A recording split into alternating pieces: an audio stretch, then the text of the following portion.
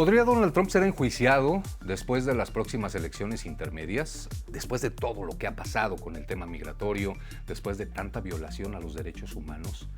Mucha gente tiene la esperanza en estas elecciones. ¿Qué está en juego? ¿Qué realmente sí puede pasar y qué no puede pasar? ¿Podrá detenerse la lucha en contra de la migración y Donald Trump podría salir e incluso ir a la cárcel? De esto y otras cosas más vamos a hablar este día en esta emisión de Migraciones. Quédese con nosotros.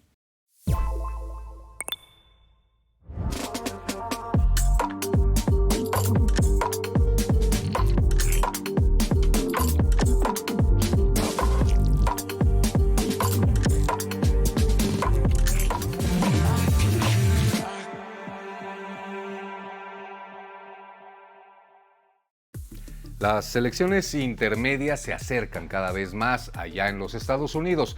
Aunque no se vota por un nuevo presidente, esto hay que dejarlo muy claro, no se vota por un nuevo presidente.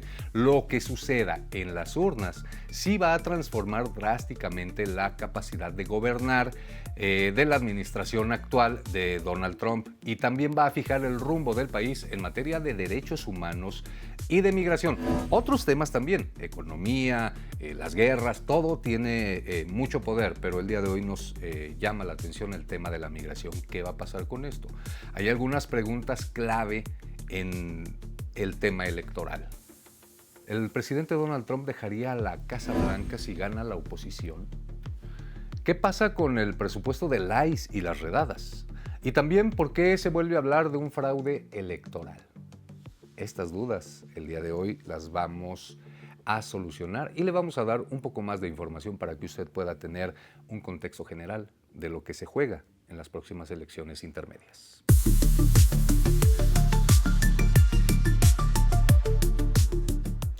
¿Qué se vota en las próximas elecciones intermedias? Primero que nada, hay que conocer el sistema electoral de los Estados Unidos para saber qué es lo que se vota y qué no se vota. ¿El presidente deja el cargo o puede ser destituido inmediatamente? Es una duda que ha surgido desde que se empezó a hablar de elecciones intermedias. Bueno, esto es un falso mito. ¿Por qué? Porque mucha gente cree que si el partido opositor, es decir, los demócratas, ganan las elecciones, el presidente Donald Trump dejaría automáticamente la Casa Blanca o iría a la cárcel. No es así. ¿Por qué? Le voy a explicar. ¿Cuál es la realidad? La realidad, el periodo presidencial en los Estados Unidos dura 4 años. El presidente se mantiene y este periodo es intacto. No puede romperse. Lo que cambia es quién controla el Congreso, la Cámara de Representantes y el Senado, y quién gobierna los estados clave, las gubernaturas. Esto es lo que va a cambiar después de las elecciones, ¿sí? ¿Quién va a controlar el Congreso y quién va a controlar estos estados clave? Bueno, ¿qué significa un juicio político? No es descabellada la idea, pero tampoco quiere decir que sea una realidad ni que es lo que vaya a pasar definitivamente después de las elecciones. Si la oposición gana la mayoría en la Cámara de Representantes, quiere decir que puede iniciar un juicio político o lo que conocen en Estados Unidos como el impeachment. Sin embargo, para remover a un presidente de su cargo, híjole, no está tan sencillo. Se requiere una mayoría calificada de 2/3 del Senado, algo extremadamente difícil de lograr en un panorama político polarizado. Existe la posibilidad, pero no quiere decir que vaya a ser una realidad. Ok, hay 3 escenarios posibles y hay 3 impactos posibles en estos escenarios de las elecciones intermedias. El escenario A, ¿qué quiere decir? La oposición, o sea, los demócratas, ganan el Congreso, es decir, la Cámara de Representantes y o el Senado. Primero, freno de mano al presupuesto. ¿Qué quiere decir? Y aquí es donde pues a muchos nos va a interesar. ¿Por qué? Pues porque hemos visto un presupuesto desmedido para el DHS. El Congreso controla la billetera del gobierno, así de sencillo, para que lo entendamos, del gobierno federal. Una mayoría opositora puede bloquear, condicionar o recortar drásticamente los fondos destinados al Departamento de Seguridad Nacional o al DHS y al Servicio de Inmigración y Control de Aduanas, al ICE, que recuerde, ahorita tienen un presupuesto, millonario. Bueno, supervisión de comités de investigación. Ojo, La oposición adquiere la facultad de citar a funcionarios como directores de ICE y del DHS a audiencias públicas para investigar violaciones a derechos humanos y abusos de poder, cosa que está pasando ahorita, pero con la mayoría de los republicanos en el Congreso, pues mire, estas citaciones para comparecer pues son muy light, muy tranquilas, y aunque se tornen de repente un poco álgidas, pues no pasa nada, porque la mayoría los protege. Si gana la oposición, esto cambiaría mucho.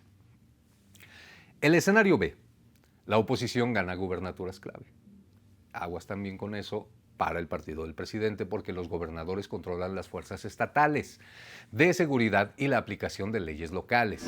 Gobernadores opositores pueden negarse a cooperar con el ICE, limitar la cooperación de la Guardia Nacional en fronteras y fortalecer las ciudades y estados santuarios. Estos famosos acuerdos 287G que han firmado muchos como Florida, pues dejarían de funcionar en estos estados clave que pudiera ganar la oposición.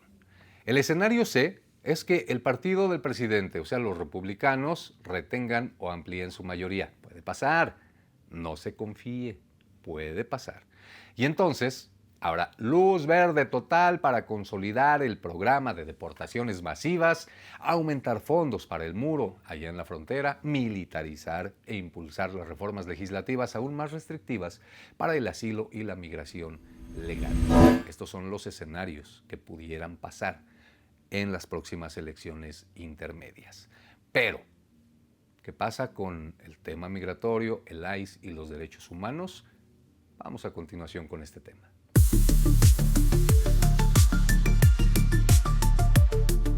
Actualmente tenemos un panorama pues desolador, una política de mano dura que ha sido muy agresiva en contra de la migración. El presidente Donald Trump ha mantenido esta política sin concesiones en contra de la migración irregular. Hay presupuesto, gran presupuesto y militarización. El DHS y el ICE han recibido niveles de financiamiento históricos para implementar la campaña de deportaciones masivas y aumentar drásticamente la capacidad de camas en centros de detención, estos que han sido polémicos por muchas cuestiones.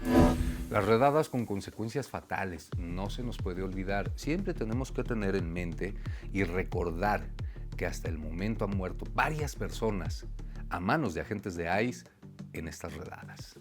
Bueno, se han documentado redadas masivas y operativos del ICE en comunidades y centros de trabajo que han derivado en violencia, violaciones al debido proceso e incluso incidentes donde han fallecido migrantes bajo custodia y ciudadanos estadounidenses atrapados en confusiones de identidad u operativos desproporcionados. La primera persona, René Good, usted lo debe recordar, en Minneapolis. Después, ahí mismo, Minneapolis, Alex Peretti. Después han salido otras personas. El último, o de los últimos, un guanajuatense en Florida.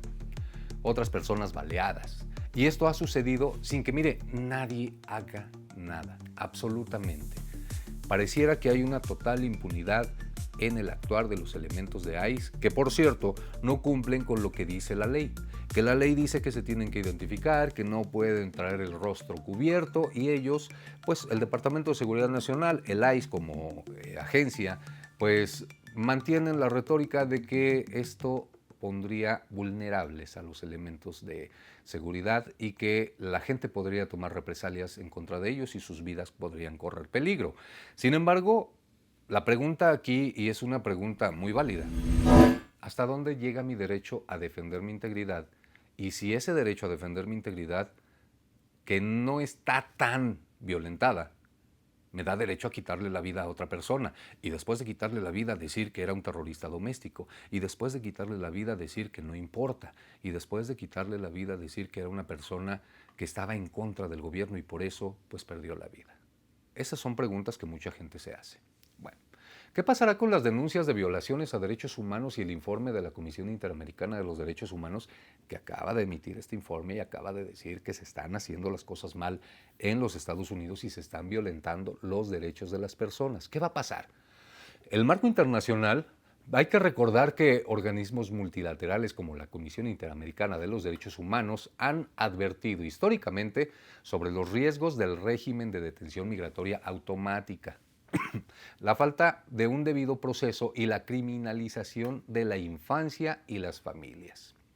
La Declaración Americana sobre Derechos y Deberes del Hombre establece la obligación de garantizarla independientemente de su estatus migratorio, garantizar la integridad y el debido proceso de todas las personas bajo su jurisdicción, sin importar su estatus migratorio.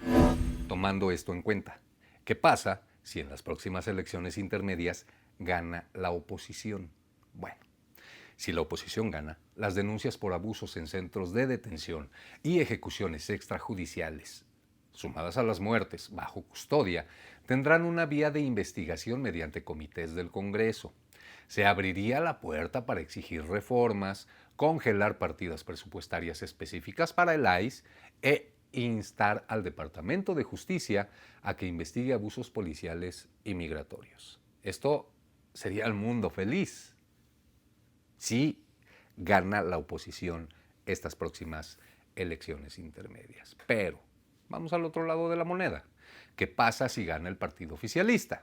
Bueno, se podría reforzar la narrativa de seguridad nacional por encima de los derechos humanos, blindando los presupuestos de retención y ralentizando las investigaciones independientes sobre la conducta del personal de fronteras y detención, lo que está pasando actualmente.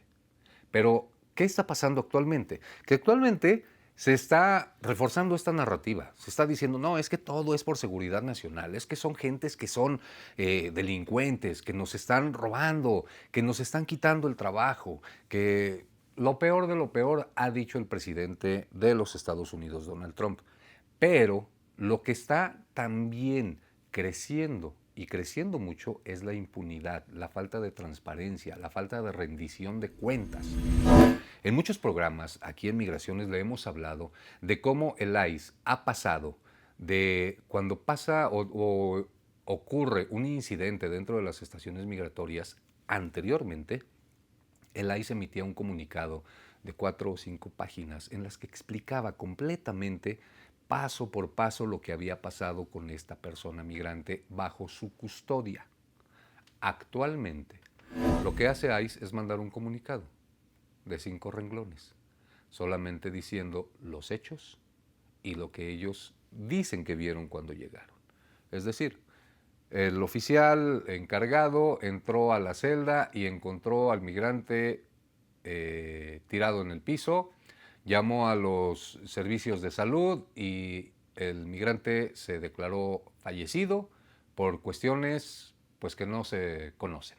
Y hasta ahí el comunicado.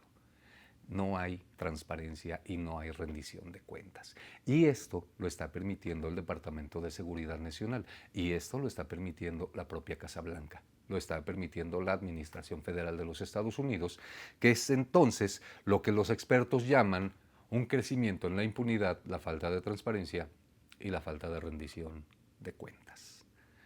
Ahora, esto es lo que puede pasar y no puede pasar después de las elecciones intermedias. Pero hay un tema que preocupa y le preocupa a muchísima gente. Es un tema que el presidente Donald Trump ha puesto sobre la mesa. Fraude electoral.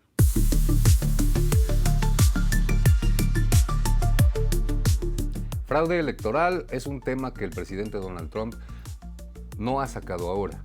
Lo tiene muy estudiado desde hace varios años. Hay que recordar, para que no se nos olvide, el presidente Donald Trump está ejerciendo un segundo mandato.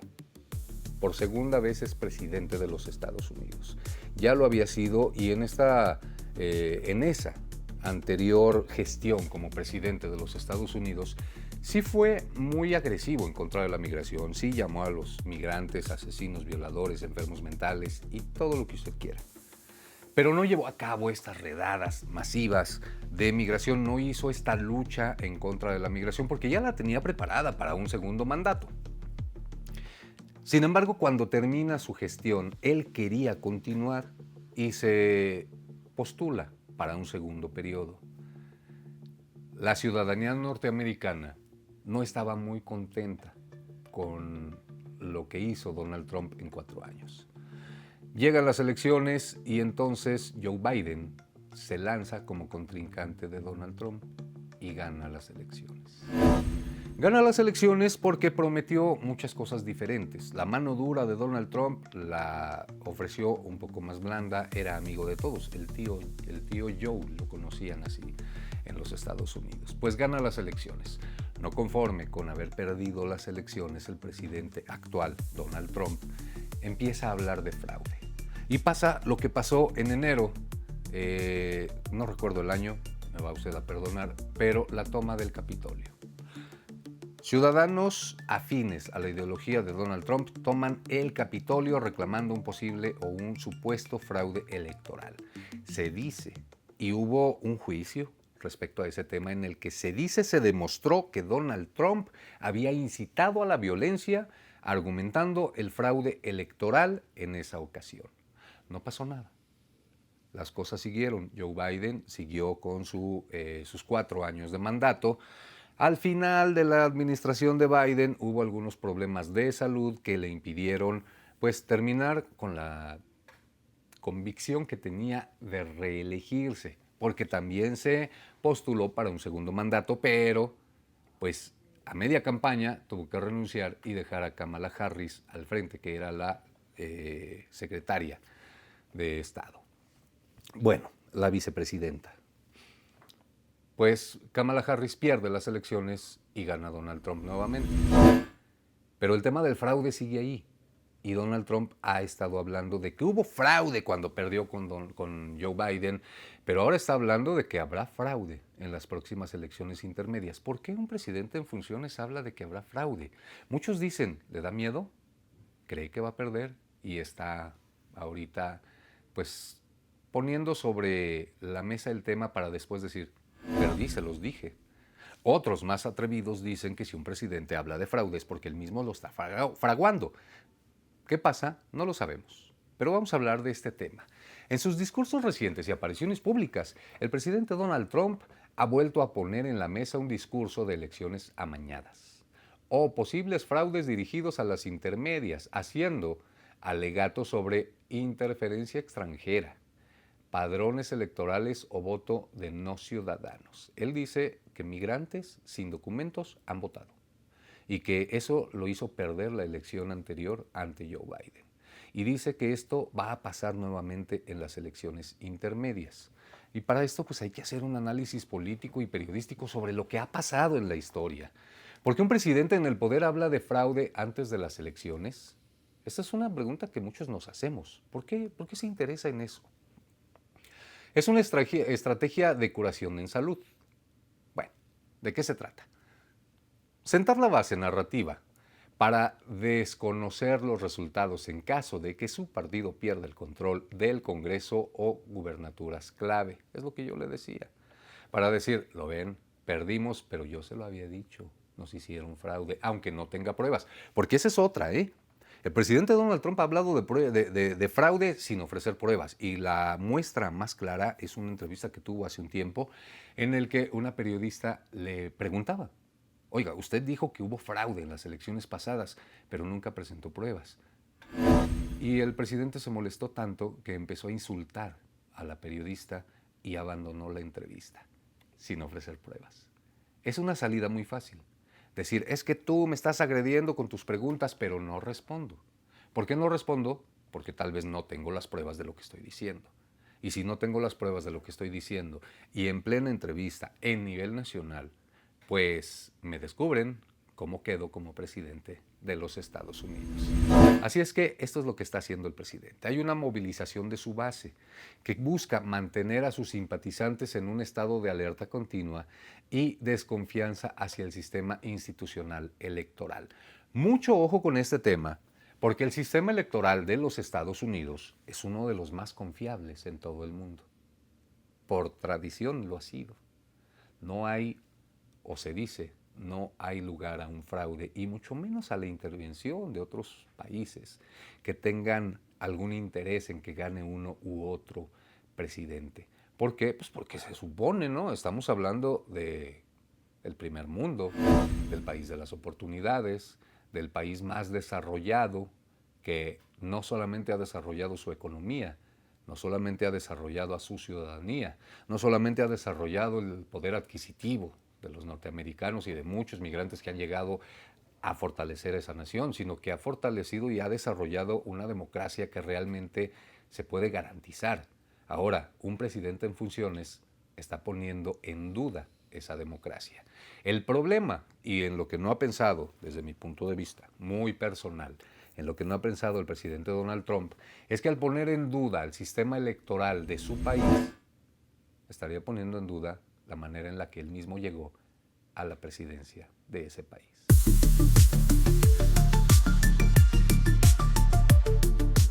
Y bueno, pues hay que recordar estos antecedentes históricos de los que ya le hablaba yo, recordar el comportamiento y el discurso político tras las elecciones presidenciales pasadas, el cuestionamiento constante de las autoridades electorales locales y la presión institucional sobre el conteo de votos, que son temas, pues, digo, que pueden ser una carne de cañón fácil para que cualquiera ponga en duda un sistema electoral.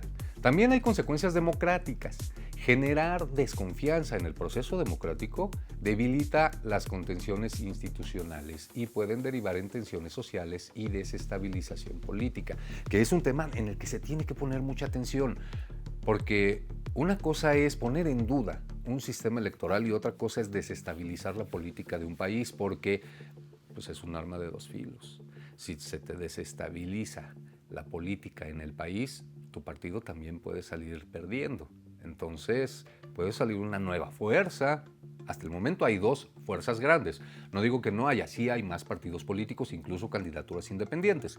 Bueno, pues una de estas puede resultar como una fuerza más grande si el pueblo dice, ya me cansé de la pelea de Juanito con Pedrito, pero ahora voy con María, que está en medio y que ha estado calladita. Cuidado con eso porque puede ser contraproducente. Hagamos una pequeña pausa porque nos llega una duda del señor Alberto Macedo y nos pregunta, bueno, si la oposición gana, ¿quiere decir que todo va a ser felicidad y las puertas de los Estados Unidos van a quedar abiertas y todo mundo va a poder entrar? No. No, y no va a pasar por una sencilla razón.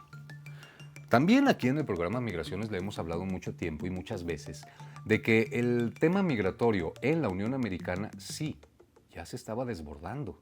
Sí, pasaron cosas que no deberían de pasar. Estábamos muy acostumbrados a un tipo de migración en el que, pues, continuamente cruzaban personas la frontera, brincaban el muro, a escondidas iban y se metían, se ponían a trabajar, duraban unos años y la vida continuaba. Ok. Finales de 2018, la migración en nuestro continente sufre una modificación muy grande. Llegan y aparecen las caravanas masivas de migrantes. 10, 12, 15 mil personas caminando juntas, buscando llegar a los Estados Unidos. Hubo muchos intentos de detener estas caravanas, muchos migrantes se cansaron, regresaron a sus países, muchos fueron tomados por el crimen organizado en nuestro país, muchas cosas pasaron. Pero le puedo decir que de una caravana de 10, de 12 mil personas, la primera, llegó más del 60% de ellos a la frontera con Estados Unidos. Pero no llegaron a meterse escondidos, llegaron a solicitar asilo político. Y a muchos se les dio. Después llegó otra caravana y otra y otra. Y esto desestabilizó el sistema migratorio de los Estados Unidos. ¿Por qué? Porque empezaron a darle muchísimas concesiones a muchas de estas personas. Hospedarlos en hoteles de lujo, darles una tarjeta con dinero, abrirles toda la posibilidad para el asilo político. Mucha gente no trabajaba y vivía de gratis en los Estados Unidos. Se desbordó el tema. ¿Qué va a pasar? ¿Se van a abrir las fronteras? No. Va a seguir habiendo un control del tema migratorio. Lo que va a pasar y lo que muchos pedimos es que se acaben las violaciones a los derechos humanos, que se acaben las muertes al interior de los centros de detención, que se acaben las muertes en las redadas, que no sean tan agresivos, que sea conforme a derecho, que haya un Estado de Derecho que prive en la Unión Americana y que no todos sean perseguidos solo por el color de piel. Eso es lo que va a pasar. Y esto, créame, es mucho para todos y para toda la comunidad migrante, que es de más de 12 millones de personas que están en la Unión Americana. Esto es lo que sí puede pasar. Señor Alberto, esta es la respuesta. No todo va a ser color de rosa, pero se acabarán las vejaciones y las violaciones a los derechos humanos. Con las elecciones intermedias de 2026 cada vez más cerca, la política migratoria perfila nuevamente como uno de los temas más importantes de la campaña en Estados Unidos. Es previsible que el papel de ICE, las deportaciones, la seguridad fronteriza y el futuro del sistema de inmigración ocupen un lugar destacado en el debate entre candidatos. También podrían discutirse los recursos destinados a la vigilancia en la frontera, el procesamiento de solicitudes de asilo y posibles cambios en las leyes migratorias. Para millones de migrantes y sus familias, estas discusiones no son solo temas políticos, pueden tener implicaciones concretas en la aplicación de las políticas migratorias. Ahora sí vamos a las conclusiones porque ya se nos acabó el tiempo. ¿Qué pasa? Las intermedias no van a remover automáticamente al presidente de los Estados Unidos, pero sí van a definir el contrapeso de poderes en los Estados Unidos. El presupuesto y la operatividad de ICE depende directamente de qué partido domine la Cámara de Representantes, y esto es donde les duele. La comunidad migrante debe mantenerse informada, conocer sus derechos ante eventuales operativos y obviamente seguir de cerca las políticas locales de cada estado. Con esto vamos a terminar el programa Migraciones de este día, no sin antes invitarlo a que nos siga. Ya conoce nuestras redes sociales, siga informándose porque créame, la información, aunque a veces parezca dura, siempre nos sirve y siempre nos ayuda a tomar decisiones. Así es que siga con nosotros, vamos a tratar de darle más programas como este para explicarle qué es lo que está pasando y qué puede pasar en el futuro en los Estados Unidos, sobre todo con esta lucha en contra de la migración. Yo soy Ernesto Méndez Jaramillo y como siempre le voy a pedir que nunca, pero nunca se olvide que todos, de alguna u otra manera, somos migrantes. Nos vemos la próxima.